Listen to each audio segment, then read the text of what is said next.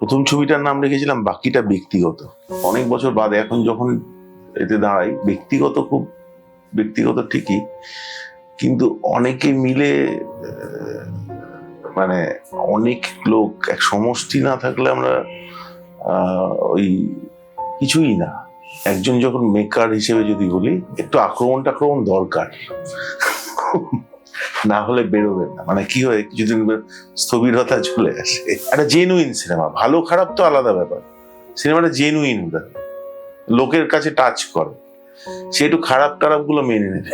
Cinema হলে cinema লোকে কম দেখছে, সিনেমা হলের বাইরে যদি সিনেমা দেখায় লোকে বেশি দেখছে। আমার এই আজকে অব্দি মনে হচ্ছে এটা, ওইটা দেখিয়ে দেওয়ার ছিল, ওইটা দেখানোর ছিল যে না, এটা এখানে করবো না। কলকাতাতে আগে যেখানে আমি শুটিং করেছি, যেখানকার আমি লোক, ওখানে আগে ছবি দেখবে লোকে।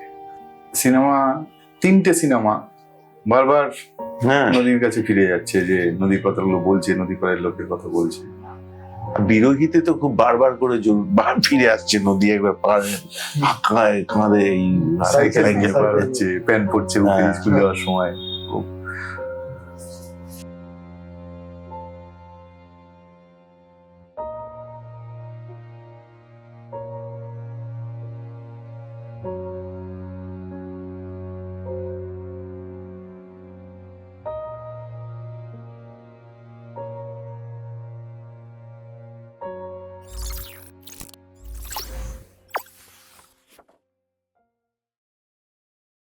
সহবাগী সিনেমাটার কথাগুলো আরেকবার তোমার সাথেও বলি। তো এক্ষুনি তুমি যে গল্পটা বলছিলে, যে সিনেমাটা সবার এমন পার্টিসিপেশন আর এমন সবাই মিলে কাজটা করার ক্ষেত্রে এতগুলো বিষয় ক্লিক করলো যে সবার সিনেমা হয়ে উঠলো। এই সবাই মিলে সিনেমা করার একরকম স্বপ্ন আমরা দেখতাম, একরকম এক্সারসাইজ করতাম, সেটা আবার হারিয়ে গেছে। পার্থদার সঙ্গে রূপকলায় তখন খুলেছিল ওই লোকশিক্ষা সঞ্চার বা লোকশিক্ষা, এরকম কিছু একটা অনলাইনে ডিরেক্ট জেলায় বিভিন্ন এরকম ধরো চাষি বা এরকম ধরো সেলফ হেল্প গ্রুপ বা এদের সঙ্গে ডিরেক্ট কথোপকথন করা যায় ইত্যাদি, এবং ওরা ওই কাজগুলো করতেন। তো পার্থদা তার আগে অবশ্য পার্থদা ওই পঞ্চায়েত দপ্তরে যখন ছিলেন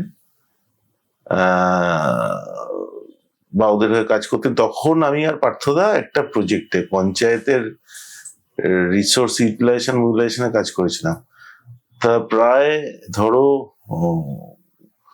আমরা 7-10 দিন ঘুরে বেরিয়েছিলাম একসাথে, প্লাস পরে এডিট ইত্যাদি হয়েছিল। তখন পার্থদা সম্পর্কে আমি জানি যে এরকম। ইনফ্যাক্ট রূপকলার তো ফেস্টিভ্যালের প্রথম দিকে এটা একটা সেকশনই থাকতো, এই সোশ্যাল রিলেশন বা সোশ্যাল রূপকলার একটা তৈরির সময় থেকেই এটা একটা রূপকলা, সেটা ম্যাডামের একটা খুব ছিল অনিতা উদ্যোগী, যে যখন ধরো আমরা পড়ছি তখন এই ফেস্টিভ্যালটা হতো, এবং একটা খুব ইম্পর্টেন্ট ব্যাপার ছিল আমাদের। তো ধরো ব্রডকাস্ট কি জিনিস তখন একটা ছিল, উনি খুব জোর দিতেন, সেটা হচ্ছে ন্যারোকাস্ট, পার্টিসিপেটরি কমিউনিকেশন। তখন এগুলো বলতে হবে যে তুমি ধরো 25 জনকে তুমি ডিরেক্ট কথোপকথন করছো, ছবি দেখাচ্ছ, যারা ছবি দেখাচ্ছে না অন্য কিছু কবিতা করছেন বা যাই হোক, এই যে। আর তখন আমাদের একটা অভিভ্যান ছিল, ওই অভিভ্যানে করে মাঝে মধ্যে গিয়ে ছবি দেখানো হতো। তো এইটা একটা বড় ব্যাপার ছিল আর কি। তো এই আর কি পার্থদার পরে ওই ধরো 2006 ওই সময় আমরা অনেকটা সময় একসাথে ছিলাম পার্থদার আমি। তারপর আস্তে আস্তে যোগাযোগটা কমে যায়। এই আমি ওইটা রূপকলাটা আমি দেখেওছি কোথাও একটা, আমার দেখার পরে একটা মনে পড়েছিল যে আমার বাবা একটা সার কোম্পানিতে চাকরি করতো, সেই সার কোম্পানির একটা এরকম অভিযান ছিল, সেটা গ্রামে গ্রামে গিয়ে একটা পর্দা টানিয়ে দিত সন্ধ্যেবেলা, দিয়ে এবার বলতো কেন ইউরিয়া সার ব্যবহার করবেন, কেন পটাশ সার, কোন সময় আলুতে ধসা রোগে কোন সার, এটা গ্রামের মধ্যে গিয়ে সিনেমা কিছু এরকম গিয়ে প্রমোশনাল সিনেমা ছিল, সেইগুলো ধরে। এবং সেই অর্থে মানে আমার কমিশন কাজ, ধরো প্রথম কাজ করছি প্রফেশনালি, সেটা হচ্ছে সেলফ হেল্প গ্রুপকে নিয়ে। মানে তারা ছোট ছোট সঞ্চয় করা, স্বল্প সঞ্চয়, যে সেগুলো সঞ্চয় করে তারা ধরো খুবই ইন্ডিপেন্ডেন্ট হয়ে উঠছেন। বিভিন্ন গ্রুপ, সেলফ হেল্প গ্রুপগুলো, এটা 2005-এ আমার প্রথম কাজ, প্রফেশনালি বাইরে। তো সেইটা একটা অনেক দিনের, ওটাও 7-10 দিন ধরে গোটা ওয়েস্ট বেঙ্গল, মানে গোটা ওয়েস্ট বেঙ্গল না হলে অনেক পশ্চিমবঙ্গ অনেক জায়গাতে। এবার ধরো তোমাদের বালি উত্তরপাড়া, ওখান থেকে গিয়ে বাঁকুড়া, মানে বীরভূম, মুর্শিদাবাদ, মানে বহু ডিস্ট্রিক্ট গিয়ে ঘুরে ঘুরে মানে ছবিটা বানানো হতো এরকম পার্টিসিপেটরি প্রসেসে, আবার দেখানো হতো। হ্যাঁ, এবং দেখানো হতো ওখানে। এবার যেটা হচ্ছে, আমরা ছবিটা ওইভাবে বানিয়েছিলাম গিয়ে গিয়ে। তখন ওই রকম করে আমাদের কি হয়, সিনেমা লোকেদের কি হয় বলো তো, ছবি বানানোর সময় ছাড়া অন্য লোকের সাথে যোগাযোগ থাকে না। সেইটা একটা হয়েছে যে এই পড়াশোনার পদ্ধতিটা এরম হওয়ার ফলে আমার হয়েছে যে ধরো যোগাযোগটা রাখার চেষ্টা করার, এটা ইম্পর্টেন্ট। আমার 73 হলের মধ্যে বসে এটা মনে হচ্ছিল খুব, মানে ইনফ্যাক্ট হলে যারা ঢুকছে তারা যখন পাশাপাশি এসে বসলো, সামনের সিটে পেছনের সিটে, তখন তারপরে প্রত্যেকটা দৃশ্যেই এমন এমন লোককে চিনে, ওই যে দা, ঠিক আছে, মানে যাদেরকে তারা হয় শুটিং এর সময় দেখেছে, বা পাড়ার লোক, গ্রামের লোক, এবার সব সিনেমার পর্দায় মানে হয়তো যা ঘটছে তখন হয়তো মূল চরিত্র কথা বলছে বা একটা কিছু ঘটছে, সার্কাস দেখার মাঝখানে দর্শক আসনে ওই লোকগুলো বসে আছে। এবার পাশ থেকে যে ওই যে ও বসে আছে, দেখতে পাচ্ছ, ওই যে কোনায় ওদিকে বাদিকে টাকমাথা লোকটা, ও আমাদের পাড়ার এইসব কথাবার্তা চারপাশে হচ্ছিল। এইটা আমার হেভি লাগছে। এটাতেও হয়েছে, বাকিটা ব্যক্তিগত সেই ওই সময় ছিল, তার সঙ্গে জায়গাগুলো চেনা। এখানে যে লোকেশন একটাই, আর বাকিটা ব্যক্তিগত বহু জায়গা, ওই জায়গা দিয়ে আইডেন্টিফাই করছিল, এটা অমুক, ওটা। হ্যাঁ, ওই তো প্রথম মানে ঘাটটা এসে নৌকাটা বাজছে, সেইটা ভালো এক্সপিরিয়েন্স। এই সিনেমাটা করার পরে খুব, মানে এই সিনেমাটার আগে থেকেই কথাগুলো চলছিল, এই সিনেমাটার পরে আমি তোমার সম্পর্কে এই শব্দগুলো আবার খুব ফিরে এলো। সেটা হচ্ছে যে আবাগাদ সিনেমা, অন্য সিনেমা। তুমি কি সিনেমাটা বানানোর বাইরেও তোমার আর কিছু করার ছিল, কিছু দেখিয়ে দেওয়ার ছিল কিছু? না, দেখানোর কিছু না, বয়স হচ্ছে তো, মানে আমি দেখেছি বেশি দেখানোর আর আমাদের কিছু নেই, নিজের মতো করতে হবে। যেটা ছিল যে ওই যেটা দেখানোর একটা, সেটা দেখিয়ে দিয়েছি সিনেমার মধ্যে, যে একটা লোক যে খুব স্লো, সে একটা খুব, তাকে জোর করে তুমি একটা খুব ফাস্ট জায়গার দ্রুতগতি বাধ্যতামূলক ভাবে ফেলে দিচ্ছ। এবার তাকে মিসফিট করে দিলে তাহলে সে কি করবে, এই জায়গাটাই আমার সিনেমাতে দেখানো, সেটাই করছি। এবং সেটা বাইরেও আমরা আমাদের পদ্ধতিতে স্লো ভাবেই করছি। হ্যাঁ, মানে সিনেমার যে গল্পটা, অন্তত নদরের যে গল্পটা, এটার সাথে তোমার এই বাকি প্রসেসটার মধ্যেও কোথাও একটা যোগাযোগ, হ্যাঁ, মানে ধরো চাইলে কেউ খুঁজে নিতেই পারছে আর কি, যে পদ্ধতিটাও 5 বছরে একটা ছবি, এবং ছবিটা রিলিজ করছে সংস্কৃতির কেন্দ্র কলকাতায় নয়, এমন কোথাও যেখানে ছবিটা শুট করা হয়েছে, বা তার লোকেশন, ওইটা দেখিয়ে দেওয়ার ছিল, ওইটা দেখানোর ছিল যে না, এটা এখানে করবো না, কলকাতায় আগে যেখানে আমি শুটিং করেছি, যেখানকার আমি লোক, ওখানে আগে ছবি দেখবে লোকে, তারপরে কলকাতায়। তারপরে বাঁকুড়া আসছে, কলকাতা তৃতীয়। আর এই জন্য এরকম নয় যে আমি মানে বিভিন্ন লোককে, এটা যে গ্রামের বা মফস্বলের ছবি দেখছে না, এ করছে না, সে করছে না, কিন্তু আমি তো দেখলাম যে ছবি দেখছে, এবং টিকিট কেটেই দেখছে, মানে টাকা দিয়ে। এটাকে বলতে পারবে না যে আমি সবাই এসে প্লিজ দেখো ছবিটা, ফ্রিতে দেখাচ্ছি, তা তো না, 150 টাকা করে দাম নিয়েছি, রাত সত্ত্বেও এসে দেখেছে ছবিটা। বাংলা সিনেমায় কি এরকম কিছু নতুন কোথাও, এই রাস্তাটা দিয়ে নতুন কোথাও, এই রাস্তায় নতুন কোথাও পৌঁছতে পারে, মানে তার কারণে দেখো অনেক রকম চেঞ্জেস আসছে। এক তো এই সিস্টেমটা, মানে ধরো তোমরা যে এই যে ক্যামেরা মোবাইল নিয়ে এখন এই যে শুট, এটা তো 10 বছর 15 বছর আগে তোমার একটা ক্যামেরা, হ্যাঁ, তারপরে একটা স্টুডিও থেকে ক্যামেরা ভাড়া করবে, একটা সাউন্ড ভাড়া করবে, করে সে করবে, অনেক রকম ব্যাপার ছিল। এর থেকে অনেক বেশি অ্যাডভান্স জায়গায় যাবে কিছুদিনের মধ্যে। তো সেইগুলোকে কাজে লাগাতে হবে। এবার আমরা অনেকেই সেই পুরোনো যুগে পড়ে আছি, একে আটকাবো, তাকে ও করবো, সে করবো। ও জায়গার সিনেমার দিকে নেই। সিনেমার ফরম্যাটও হয়তো কিছুদিন বাদে অন্যরকম কিছু চেঞ্জও হতে পারে। তো সেইখানে অবশ্যই হবে। আর যদি কানেক্ট করা না যায়, মানে দর্শক, মানে দেখো আমি তোমাকে একটা বলি, আমার যা অভিজ্ঞতা সেটা হচ্ছে সিনেমা হলে সিনেমা লোকে কম দেখছে, সিনেমা হলের বাইরে যদি সিনেমা দেখায় লোকে বেশি দেখছে। আমার এই আজকে অব্দি মনে হচ্ছে এটা, ইনক্লুডিং ওটিটি। Including OTT. না, ওটিটির হিসেবে আমার কাছে নেই, আমি জানি না, কিন্তু আমি সিনেমা হলের কথা বলছি। মানে লোকে বলছে না সিনেমা দেখে না, লোকে সিনেমা তো দেখছে। এবং তোমাকে আমি বলছি, কলকাতার শো আমাদের তো মানে আজকে 5ম দিন আমরা টিকিটের বার করেছি অনলাইনে। অফলাইন টিকিট এখন ছাপতেই পারিনি, মানে সবে ডিজাইন হয়েছে, প্ল্যানিং হচ্ছে 3-4 দিনের মধ্যে ছাপবো, তার মধ্যে এমনি টিকিট শেষ হয়ে যাচ্ছে। তাহলে এখানে অনেক টাকা দাম করেছি, তো লোকে তো দেখছে, কিন্তু সিনেমা হলে গিয়ে দেখছে না, কিন্তু আমাদের এখানে দেখছে। এবার এটা কেন, কারণ একটু বুঝে বার করতে হবে।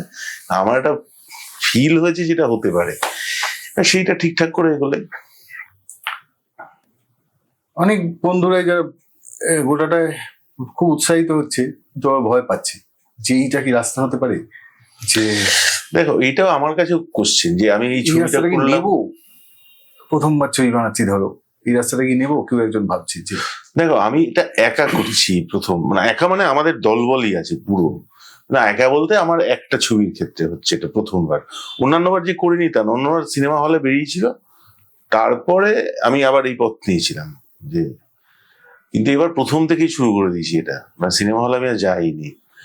পথ নেওয়াটা কিন্তু দেখো বারবার করে এটা বলা দরকার, এটা কিন্তু দীর্ঘমেয়াদী ব্যাপার। আমি আজকেই করে ফেললাম আর আজকেই এটা হবে না, লোকের সাথে যোগাযোগ আছে বলে এটা করতে পারা যাচ্ছে। মানে মানে বহু লোক চান এবং তাদের সাথে আমার সরাসরি যোগাযোগ আছে, তারাই আমাকে হেল্প করছেন এটা করতে, তারাই আমাদের ছবিটা দেখতে আসবেন টাকা দিয়েই।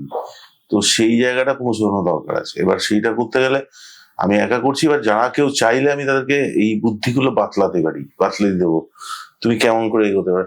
প্রতিটা সিনেমা এক একটা সিনেমা এক এক রকম হবে, কিন্তু এইভাবে কিন্তু ছবি দেখিয়ে কিছু টাকা তোলাই যেতে পারে। মানে এবার শুধু তো টাকা তোলার ব্যাপার নয়, ছবি দেখানোরও ব্যাপার। প্রথম কথা হচ্ছে ভালো সিনেমাটা করতে হবে, মানে একটা জেনুইন সিনেমা। ভালো খারাপ তো আলাদা ব্যাপার, সিনেমাটা জেনুইন হতে হবে, লোকের কাছে টাচ করে, সে একটু খারাপ টারাপ গুলো মেনে নেবে যদি ছবিটা জেনুইন হয় আর কি। জেনুইন অর্থে না, মন প্রাণ দিয়ে যেটা চেয়ে ছবিটা বানাতে হবে, সেইটা ওটা চলে যায় লোকের কাছে। আমি দেখলাম যে ওই বাকিটা ব্যক্তিগত হাপু গান গেয়েছিলেন রাহা, হ্যাঁ, সুশান্ত রাহা। ওনাকে দেখলাম এবার হলের বাইরে। হ্যাঁ, বহরমপুর থেকে চলে এসছে। হ্যাঁ, এত বছর বাকিটা ব্যক্তিগত থেকে অথল বোধ হয় কত বছর, 15 বছর। হ্যাঁ, তো 15 বছর ধরে একটা লোক যে ওখানেই তেওয়াট্ট থেকে এই প্রসেসটার সঙ্গে থেকে গেল। এরকম অনেক মানুষ, যারা বহু মানুষ আছে, মানে বেসিক্যালি দেখো সবাই, মানে পার্থদা আমাদের সেবারে স্টিল ফটোগ্রাফি হচ্ছিল, বাকিটা ব্যক্তিগত মেম্বার, বাকিটা ব্যক্তিগত। এবারে কিন্তু তাও মদনের বেলার প্রজেকশন করছে, ভাবো। দেখলাম আমি আগের দিন গিয়ে পার্থদা। হ্যাঁ, এবং মানে বাকিটা ব্যক্তিগত হয়ে যাওয়ার পরে পার্থদার সঙ্গে আমি পাহাড়ে হাঁটতে গেছি, প্রচুর গল্প হয়েছে বাকিটা ব্যক্তিগত প্রসেসটার মধ্যে, কেমন করেও থেকেছে। আবারও আগের দিন গিয়ে দেখলাম যে তুমি কবে এসছো, আজকে এলে, বলছো না আমি কালকে চলে এসেছি, এইটা প্রজেকশনটা দেখতে হচ্ছে, সাউন্ডটা নিয়ে। হ্যাঁ, আবার পার্থদা বাঁকুড়া যাবে 14 তারিখ, মানে 13 তারিখে চলে যাবে। লোকগুলো আছে কিন্তু, হ্যাঁ সেটা বেড়েছে, মানে বেড়েছে। আর কেউ কেউ কাজের চাপে নেই, কিন্তু এমনিতে আছে, যখন দেখা হয় কিন্তু ব্যাপারটা আছে। মানে এটা শুধু মানে কলকাতার সিনেমা উৎসাহী ছাত্র, একেবারে তা ফিল্ম ইনস্টিটিউটের ছাত্ররা, সেটার তো একটা সার্কেল তোমাকে ঘিরে তৈরি হয়েছে। আমার তার নিজস্ব বাইরেও। কিছু নিজস্ব বলতে আমাদের ওই বিভিন্ন জায়গায় ওয়ার্কশপ করাই, বা কোভিড এর সময় ওয়ার্কশপ করে তারা আওয়ার ফিল্মস বলে আমরা একটা করে দিয়েছি। ওরা আওয়ার ফিল্মস বলে একটা বড় গ্রুপ আছে। আর আমাদের নিজেদের যে ছাত্র ছাত্রীরা তোমরা আছে, এই যাদবপুরে ফেস্টিভ্যাল করি আমরা ফেস্টিভ্যাল ওখানে। করে করতে তো ওই সব মিলে একটা বড় আছে লোকজন যারা আমাদের ছাত্রছাত্রীরাই আমাদেরকে হেল্প করছে, কিভাবে আপনি এইভাবে অনলাইন টিকিটটা করুন, আমরা এইভাবে করছি। ওরাই অপারেট করছে, ওরাই আমাকে হল কিভাবে বুকিং করতে হবে, কি করতে হবে, ওরা গিয়ে পারমিশন নিয়ে অমুক তমুক, মানে এইসবগুলো ওরাই করছে আর কি। মানে তোমার একটা সিনেমা বানানোটা শুধু ইটসেলফ একটা খুব আলাদা প্রসেস নয় যে হ্যাঁ, মানে গল্পটা তৈরি হলো, প্রডিউসারের সাথে কথা হলো, তারপর থেকে সিনেমাটা তৈরি হলো, এটা নয়। মানে অ্যাজ ইভ এটা একটা যে মানুষগুলো এটার মধ্যে থাকে সেই প্রসেসটা লম্বা প্রসেস এবং অনেক বছর ধরে সেটা চলতে থাকে। হ্যাঁ, হ্যাঁ, অনেক এই আছে। আর এই content- ব্যাপারটা ইম্পর্টেন্ট হচ্ছে শুধু সিনেমার গল্প নয় আমাদের, মানে হ্যাঁ, ব্যক্তিগত জীবন বা দুঃখ সুখ যা জড়িয়ে থাকা এসব থাকে। এইটা একটা জরুরি ব্যাপার। আমি একটা ছোট প্রশ্ন করছি, হ্যাঁ, সেটা হচ্ছে যে আপনার সিনেমা একটা এক্সিস্টেন্সিয়াল ফিলোসফির অ্যাসপেক্ট যেরকম আছে, একটা রাজনৈতিক বক্তব্য তো বটে, মানে এই কম্পিটিটিভনেস বা এই রেষারেষির বিপরীতে। তো বর্তমান ভারতের রাজনৈতিক পরিস্থিতিকে এবং সাংস্কৃতিক ক্ষেত্রে যে আক্রমণ, সেটা নিয়ে আপনার বিশ্লেষণটা সম্বন্ধে যদি একটু বলতেন। আমি ওইভাবে বিশ্লেষণ করে দেখিনি। এবার যেটা হচ্ছে ধরো বা যায় আক্রমণ বা এই মানে একজন যখন মেকার হিসেবে যদি বলি, একটু আক্রমণ দরকার, না হলে বেরোবে না। মানে কি হয়, কিছুদিন স্থবিরতা চলে আসে। এবার যখনই তুমি একটা আক্রমণের মুখে পড়ো, তার জন্য একটা কমব্যাট করা দরকার। এবার কমব্যাট তো যখনই তুমি দেখবে যে ফিল্ম শুধু সিনেমার কথা বলছি, সে একা। তো তার দেখো সবারই ভয় আছে, সমস্ত কিছু আছে, কিন্তু যখন একা থাকবে আর কিছুই করতে পারবে না। মানে কিন্তু ওই জন্য তোমাকে ওই তোমার অডিয়েন্স তৈরি বা অডিয়েন্স তৈরি না, অডিয়েন্সের সঙ্গে মেশা এবং তাদেরকে গিয়ে দেখার। সিনেমা আলাদা কিছু, আমি একটা বিরাট কিছু এরকম নয়।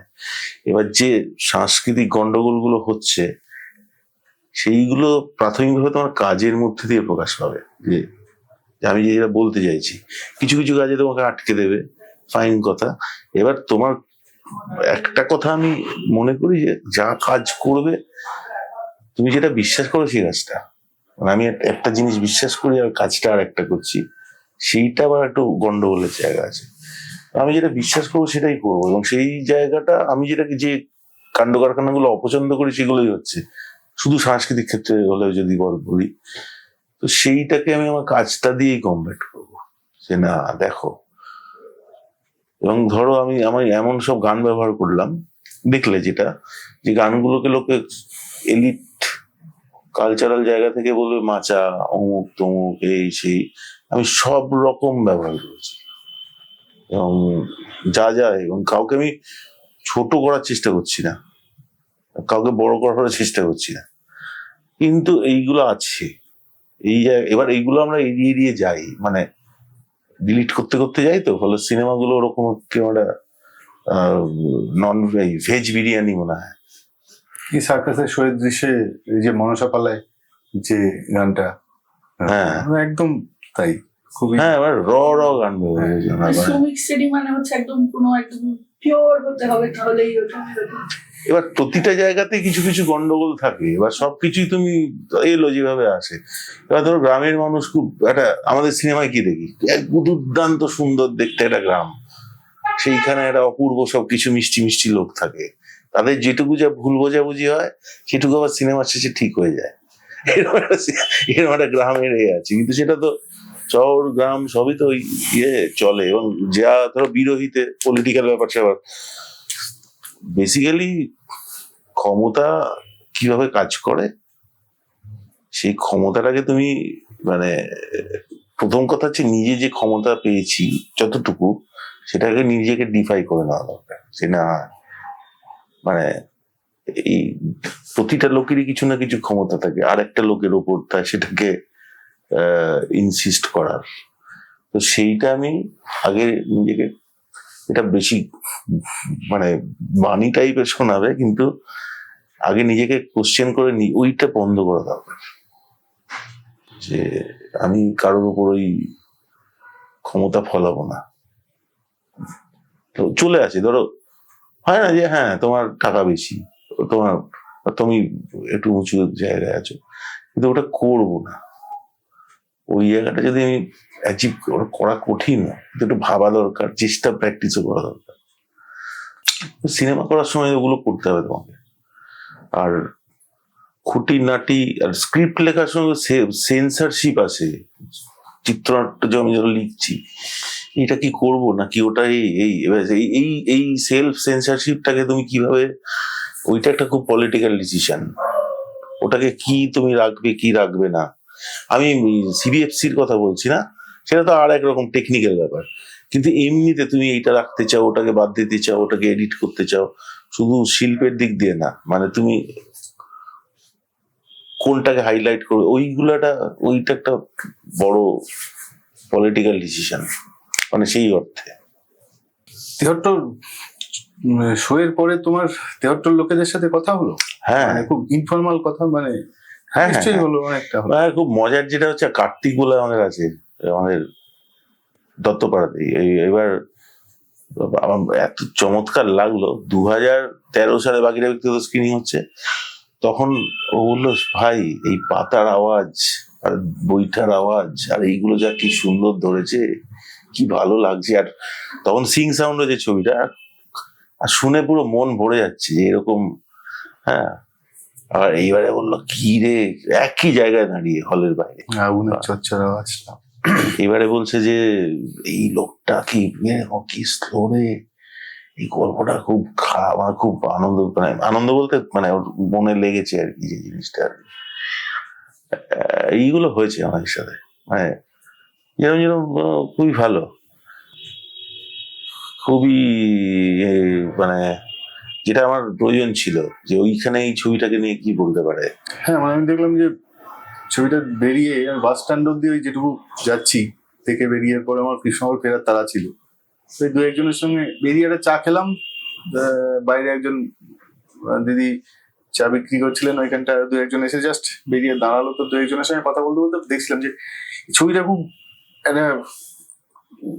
একটা গোটা ছবি হিসেবে অনেকেই খুব দেখেছে, এরকমটাও নয়, মানে শুধু অমিতের সঙ্গে, মানে নজরের সঙ্গে একটা অদ্ভুত আইডেন্টিফিকেশন হয়েছে। মানে নজরের ওই মা বলে ওটাটা একজনকে এমন ইয়ে করেছে, ওই গানটা তখন পড়ছে, ওর নজরের ওই পেচ্ছাপের বালতিটা উল্টে দেওয়া, এরকম অদ্ভুত অদ্ভুত কিছু জিনিস লোককে হ্যাঁ, বিভিন্ন লোকের বিভিন্ন কানেক্ট করছে আর কি কোথাও। ওই নজরের ওই রেজিস্টেন্সটা, নজরের ওই অদ্ভুত ভাবে পেচ্ছাপের বালতি উল্টে দিয়ে আমি কাজটা করবো না বলে ফটোটা ফেলে দিয়ে বেশি করে দিল, এইগুলো অদ্ভুত ভাবে, মানে হয়তো গোটা ছবিটায় কি হলো অনেকেই বেরিয়ে পুরো গল্পটা ইয়ে হয়নি, মানে বলতেও পারবে না। মানে আমার মনে হচ্ছিল আর কি দু একজনের সঙ্গে কথা, কিছু কিছু ঘটনায় এই ক্যারেক্টারের সাথে এমন ভাবে লোকে ইয়ে করেছে যে ওইগুলো খুব কাজ করেছে। মানে আমার মনে হচ্ছিল সিনেমাটা দেখে খুব ডিসইন্টিগ্রেটেড, কিন্তু ভীষণ রকম এইটা খুব, কারণ আমার খুব ইন্টারেস্ট নিয়ে লাগলো বারবারই তেহট্ট দেখানোর কথাটা ইয়ে লাগছিল, যে তেহট্টতে যে মানুষগুলো সিনেমাটা দেখতে এলো, তারা তো এমনিতে যে সিনেমা দেখে সেখানে সেক্সও কমোডিটি, বিনোদন, ভায়োলেন্সও বিনোদন, তারা যে সিনেমাটা দেখতে পায় মোবাইলে বা পর্দায়, এবার তারা তাদের নিজেদের জায়গায় বসে নিজেদের চারপাশের ছবি দেখতে পাচ্ছে পর্দায়, কিন্তু সেখানে নজরে ভায়োলেন্স বা যৌনতা যেভাবে এসেছে সেটা তারা যে সিনেমাটা দেখতে পায় সেটার মতো নয়। এবং সেইখানটায় তারা বেশ, মানে তাদের তো দেখা সিনেমার ভাষাটা আঘাত পাচ্ছে। বলছে আমাকে যে প্রথম আধ ঘন্টা একটু কিরকম লাগছিল, তারপর আধ ঘন্টা দেখার পরে তারপর আস্তে আস্তে ছবিটা ওদের মানে এটা আমাকে বেশ 2-3 জন বলেছে, তারপর আর মনে হয়নি যে কি হচ্ছে, তারপর মনে হলো লোকে মেরে ফেলাটাই ঠিক, মানে গল্পটা তো এইসব হয়েছে আর কি। ব্যক্তি আর সমষ্টির মধ্যে একটা যে দ্বন্দ্ব কাজ করে, সেটা তো এক্ষেত্রেও নিশ্চয়ই করেছে। মানে সেটা সম্পর্কে সিনেমা এবং আপনার ব্যক্তিগত ব্যাখ্যা কি? হ্যাঁ সেটা দেখো, মানে কি বলবো, থিওরিটিক্যালি আমি খুব একটা বলতে পারবো না ব্যক্তি, কিন্তু এমনি বলতে পারি যে প্রথম ছবিটার নাম রেখেছিলাম বাকিটা ব্যক্তিগত, যে ব্যাপারটা পুরোই নিজের। এবার ওভার দ্য ইয়ার্স মানে অনেক বছর বাদে এখন যখন এতে দাঁড়াই, খুব ব্যক্তিগত ঠিকই, কিন্তু অনেকে মিলে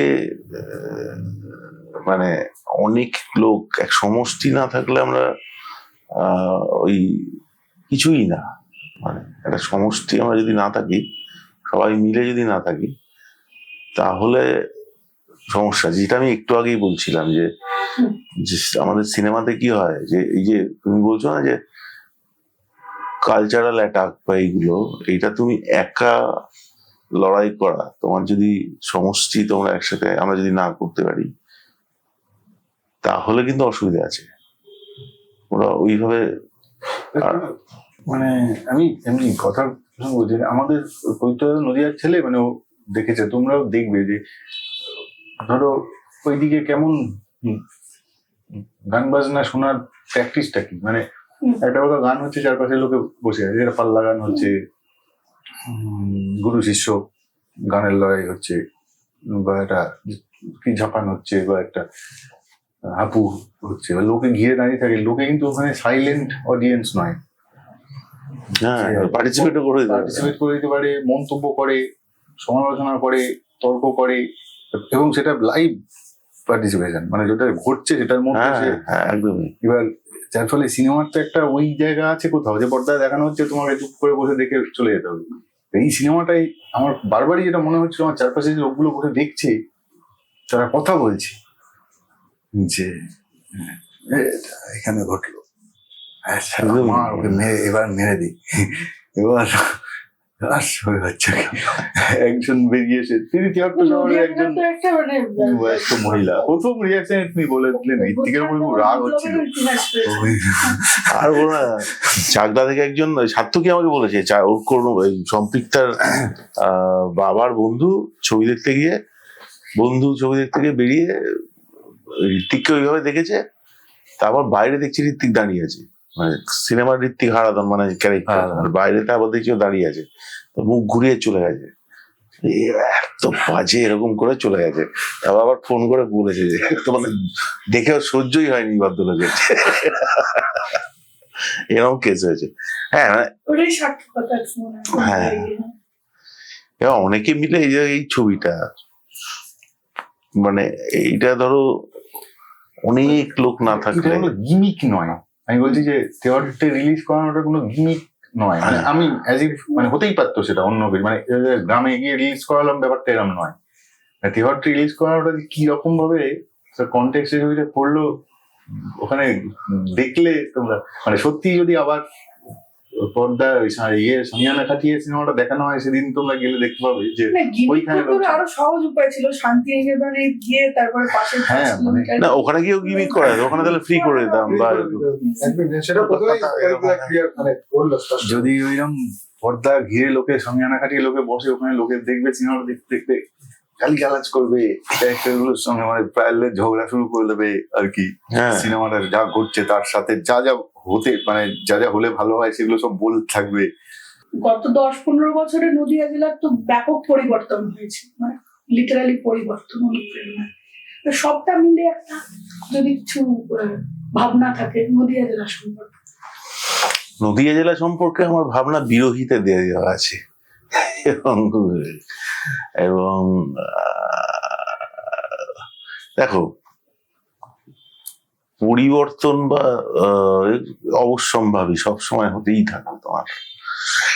এবার ওটাকে আমরা কিভাবে নিচ্ছি, আমরা কিভাবে রিসেপশন আমাদের, এবং সেইটাকে কিভাবে দেখছি, এবং সেটাকে আমি কিভাবে বার করছি ওটাই আমার বারবার বলা, যে ওইগুলো স্টাডি করা, মানে বুঝে নেওয়া যে কি হচ্ছে, আমি কোন জায়গাটায় আমার অবস্থানটা কি, এটা একটু স্পষ্ট হয়ে নিজের কাছে হয়ে যাওয়া দরকার। তো সেইটা আমি, আমার ধারণা বিরোহীতে আমি খুবই ভালো করতে পেরে গেছি। যে তোমাদের যারা অডিয়েন্স বিরোহী দেখেনি তাদেরকে বলবো দেখতে, এমনি ফ্রিতেই আছে ইউটিউবে। একজন মহিলা যে অষ্টপ্রহর শুনতে গেছে, অষ্টপ্রহর শুনতে গেছে, বেঁধে ছেড়ে রান্না বান্না সেরে রাত্রিবেলা গিয়ে সন্ধ্যাবেলা গিয়ে বসে অষ্টপ্রহর শুনতে শুরু করে, এবার যা ঘটে তা কাঁদতে থাকে অঝরে। ঠিক আছে, তো এবার এই যখন চাঁদেরও অর্ধেকও চাঁদ, এবার এই লোকটা রিয়াকশন দিচ্ছে, মুখটা হু করে উঠলো, কেঁদে ফেললো আর কি। হ্যাঁ, এইটা আসলে ওই যে ফর্মটার কথা বলা হচ্ছে, মাস থিয়েটার, আমাদের থিয়েটার যেমন ছিল সেইখানে যেভাবে মানুষের ওইরকম দেখতে দেখতে চোখের সামনে দেখতে দেখতে মুখটা হু করে উঠলো, কেঁদে ফেললো, এবার এটা ধরে অষ্টপ্রহর দেখার এইটাই না দিয়ার। হ্যাঁ, তুমি কীর্তন শুনলে, কীর্তন যদি পালা শুনতে থাকো, যে অষ্টপ্রহরের কথা বলছে, তুমি একটা পয়েন্টে কোনো এক সময় গিয়ে তুমি এমনি কাঁদতে শুরু করবে, মানে তুমি ওই ভক্তিতে, মানে এবং ভাবে একটা ওরকম হবে, তুমি যতই এরকমও হতে পারে যে তুমি কোনো কিছুই মানো না, হ্যাঁ, কিন্তু তোমার ওই পুরো ব্যাপারটা নিয়ে ওটা তো ওখানকার মাটি। হ্যাঁ, তো ওই পাশে একটা লোকের গায়ে ঠেকে আছে, যখন ছাত্রকে মোরনা মা হ্যাঁ, প্রথম গলাটা পড়লো, আমি গাটা ঠেকে আছে, আমি দেখলাম লোকটা ঠেলা মেরে উঠলো আর কি। আমরা এখানে রেখেছি একটা, দেখবে জলঙ্গি, যদি ছবিটা দেখো, যে একে নদীর সঙ্গে যুক্ত গান, মানে একটা খুব ইম্পর্টেন্ট গান আছে ছাত্রকে, জলনায় বলে, মানে ভেসে যায় ভেলা বলে একটা গান আছে। এবার সেইখানে একটা সিকোয়েন্স আছে, এই মা কাজ করছে যখন, ওই কাজের বাড়িতে মাইনে কেটে নেবে করেছে, দেখবে পেছনে জলঙ্গি নদী বাঁচাও তাই নিয়ে অ্যানাউন্স চলছে, জলঙ্গি নদী মরে যাচ্ছে, এই পুরো ওটা রেখে দিয়েছি। নদীটা সারাক্ষণ তুমি দেখতে পাবে যে ডোবার মতো।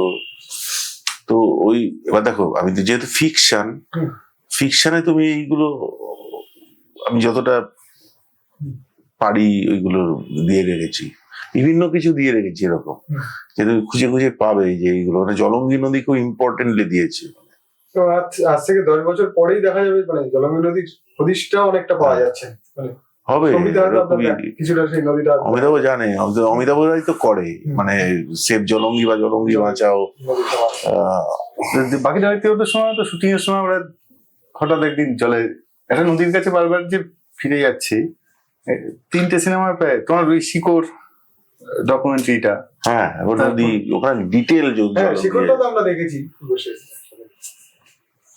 বারবার একটা নদীর কাছে ফিরে যাচ্ছে, ধর 15 বছর ধরে একটা নদীর কাছে 3টে সিনেমা ফিরে গেল, নদীটা তো আরো 15 বছরে আরো মরেছে। তো জানেন যে একটা সময় এমন হয় নদীর উপরে এমন কচুরিপানা জমা হয় যে সই করে ওদের রাখতে পারিনি, কিন্তু পুরো নদীটাতে তুমি দোদুল্যমান নদী আর কি, ওটা কচুরিপানা পুরো, তুমি হাঁটতে হাঁটতে বাইকও চলে যাচ্ছে দেখছি, ভ্যান পার হচ্ছে, তরণীপুরের ওদিক দিয়ে ভ্যান পার হচ্ছে ইয়েতে। এই যে নদীটা মরছে, নদীর পাড়ে যেখানটায় লোকগুলো প্রত্যেক দিন টের পাচ্ছে যে নদীটা মরছে। একটা সিনেমা, 3টে সিনেমা বারবার নদীর কাছে ফিরে যাচ্ছে, যে নদীর কথাগুলো বলছে, নদী পাড়ের লোকের কথা বলছে। বিরোহীতে তো খুব বারবার করে বার ফিরে আসছে, নদী একবার পাড়ে কাঁধে এই হচ্ছে, প্যান্ট পড়ছে স্কুল যাওয়ার সময়। তাহলে বাংলা সিনেমার পাশে কি দাঁড়ানো উচিত, না কিছু সিনেমার পাশ ছেড়ে এবার অন্যদিকে যাওয়া উচিত? মানে ভালো সিনেমায় পাশে দাঁড়ানো উচিত নাকি বাংলা সিনেমার পাশে? বললাম জেনুইনিটি দরকার, জেনুইন সিনেমার পাশে দাঁড়াতে, সেটা যে ধরনের যেভাবে টার্ম ইউজ করেছে সেটা আর কি বলবো আমি, কিন্তু কি হয়, তুমি কিছুই বাড়িতে বসে আছো আর দিয়ে বলছো আমাকে কোটি কোটি টাকা দিয়ে যাও, আমাকে বিরিয়ানি দিয়ে যাও, আমাকে অমুক দিয়ে যাও, এইসব তো করলে হবে না। আর যেটা প্রথম কথা হচ্ছে ভালো জেনুইন ছবি বানানোর চেষ্টা করতে হবে, এটা খুব জরুরি। আর তার জন্য যেটা করতে হবে, লোকের সাথে যোগাযোগ রাখতে হবে। তুমি যদি ট্রেনে না যাও, লোকাল ট্রেনে, বা চায়ের দোকানে আড্ডা না মারো, বা মাঠে না যাও, বা লোকের সাথে কথা না বলো, সারাক্ষণ একটা এরকম জায়গায় থাকো, তাহলে তুমি গল্প কোথায় পাবে? ফিল্ম মেকার তো ফিকশন বানাবে, সে তো গল্প করতে হবে তাকে। সে যদি ওই না পায়, তো তাতে যোগাযোগ, তাহলে তখন যোগাযোগ, ওইখান থেকে তোমার গল্প হবে, গল্প থেকে সিনেমাটা তুমি করবে। তো ওইভাবে মানে বাংলা সিনেমাকে নিজের পাশে নিজেকে দাঁড়াতে হবে, লোককে কাকুতি মিনতি করে হবে না। আগে ওইটা শিখতে হবে যে কিভাবে লিখতে হয়, কিভাবে গল্প তৈরি, অন্য লোকের মানে অরিজিনালিটি কিভাবে আনবো, কিভাবে দেখাবো, আর নিজেদের গল্প বলতে হয়, নিজেদের গল্প করা। আমি তো ছেলেগুলোকে বলি যে, ধরো কেউ একটা মেদিনীপুর থেকে এসছে, বা কেউ পুরুলিয়া থেকে এসছে, কলকাতায় এলো দিয়ে এখানকার মতো সিনেমা, ওইখানকার গল্প দিয়ে গল্পটা বলো না, বেস্ট বলতে পারবে। আমি তো এখনো এটাই চেষ্টা করে যাচ্ছি এখনো, মানে আমি মানে অনেক শব্দ আসবে লোকে যখন রিভিউ লিখবে, এই বলছিলাম যে আবাগাত সিনেমা, ডগমা সিনেমা, কিন্তু এই ছবির প্রসেসটা জানতে জানতে বা ছবিটা দেখতে দেখতে তোর মনে হবে এই শব্দগুলো আসলে না ব্যবহার করেই যেটা ওই লোকগুলোকে মিস করছিলাম। কলকাতায় তো একটা দীর্ঘ 30 বছরের নানা রকম সিনেমা মুভমেন্টের ইয়ে ছিল, যেটা একদম শুকিয়ে গেল। এই বেশ কয়েকটা লোককে মিসও করছিলাম। ধরো এই গৌতম চট্টোপাধ্যায়েরাও সিনেমা বানিয়েছে, রিলিজ করাতে পারেনি। এই সৌমেন, তারপরে পার্থদা মারা গেলেন। এই সুপার 8 মুভমেন্ট, যেগুলো প্রায় শুকিয়ে গেল। নানা রকম ভাবনা ছিল, সিনেমার ভাষাকে ভাঙা, সিনেমাকে পৌঁছে দেওয়া, সিনেমার এই যে বাণিজ্য আর ক্ষমতা, যাকে ঘিরে আজকে যেটা সবচেয়ে বেশি সামনে আসছে, ডিস্ট্রিবিউশনকে ঘিরে যে ক্ষমতার দাপট, এটাকে ভাঙা, যারা ভাঙতে চেয়েছিল সেই লোকগুলো নেই অনেকেই।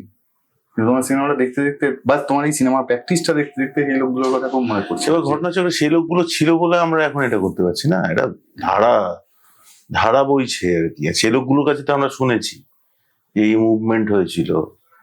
তার আগে ধরো জন আব্রাহামদের যে যে ওরা নিজেদের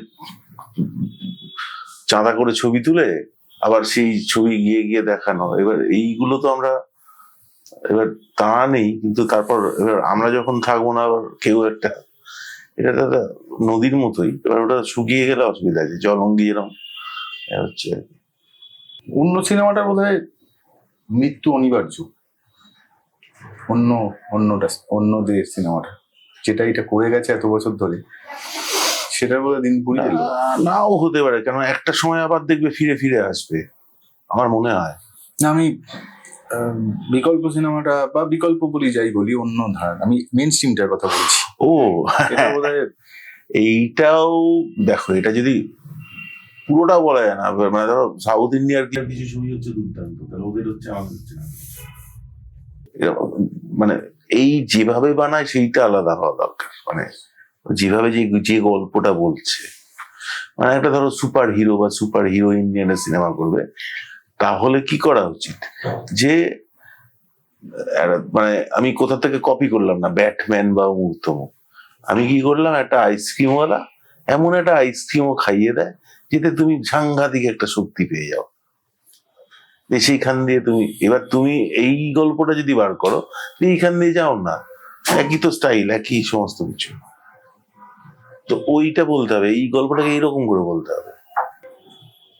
তুমি কি ভাঙতে চাইলে? আপনি কিছু ভাঙতে চাইনি, একটাই যে কিছুতেই যাতে আমাকে, আমি একটাই করেছি, লেন্থ কমাইনি। পৃথিবীর বহু লোক বলার পর আমি কোনো লেন্থ কমাই, বহু লোক অনেকবার এখনো আমাকে বলছে লেন্থ কমানো দরকার। আমি একটা স্লো লোককে নিয়ে সিনেমা পাচ্ছি, তাকে দিয়ে ফার্স্ট সিনেমা কেমন করবো, লেন্থ কমাইনি, এটি ইম্পর্টেন্ট। কোথায় কোথায় আমাদের এখন শো বলছি তোমাকে, যারা ভয় পাচ্ছে যে সিনেমাটা দেখানো যাবে না, দেখানো যাবে 14ই ফেব্রুয়ারি বাঁকুড়া, পয়লা মার্চ 21শে ফেব্রুয়ারি কলকাতা, 1 মার্চ বহরমপুর, 7-8 মার্চ হলদিবাড়ি, 21শে মার্চ যেন কোথায় ভুলে গেলাম, 21শে মার্চ কোথায় একটা আছে, 22শে মার্চ চাকদা, 29শে মার্চ চন্দননগর, 22শে ফেব্রুয়ারি মেদিনীপুর। আরো বিভিন্ন জায়গায় কথা হচ্ছে। আর কলকাতা সাকসেসফুলি হাউসফুলের দিকে চলে গেছে। হাউসফুল হয়ে গেলে আমরা হয়তো আমাকে আবার দেখাতেই হবে কোন জায়গায়। আবার ভাবছো যে একসময় ফ্রি স্ক্রিনিং এও চলে যাবে? হ্যাঁ, একটা পয়েন্টও তো তাই করবো। মানে এখন আমি জাস্ট দেখছি যে এই পদ্ধতিতে আমরা যে ছবির কিছু টাকা আমরা তুলতে পারি, যাতে প্রডিউসারকে আমরা কিছু দিতে পারি। আবার ভাবছো তেওয়ারটে গিয়ে মেলাপ বেঁধে? হ্যাঁ, একদম। তেওয়ারটে গিয়ে আমরা এবারে 150 টাকার টিকিট করেছিলাম, এবার আমরা 20 টাকার টিকিট করবো। মানে একদম ওই যেখানে আমরা তাবু করেছি ওখানে গিয়ে করে এটা আমি বেড়া খাটিয়ে আছে লোকজনকে দেখো, একে অপরের সহভাগী, একে অপরে একসাথে কাজ করতে হবে। আর আর আর প্রচুর ব্যক্তিগত জীবন, প্রফেশনাল জীবন, প্রচুর জীবনে অনেক রকম শারীরিক মানসিক বিভিন্ন রকম কষ্ট আসবে, বিভিন্ন কঠিন পরিস্থিতিতে পড়তে হবে, সেইগুলো একটু কমব্যাট করতে হবে। সেই জন্য অনেক লোক, পাশে লোক দরকার হয়, একা তো করা যায় না। তো সেই প্রচুর কঠিন পরিস্থিতিতে পড়তে হবে, সেইগুলো ওভারকাম করে ফেললে করতে পারবে।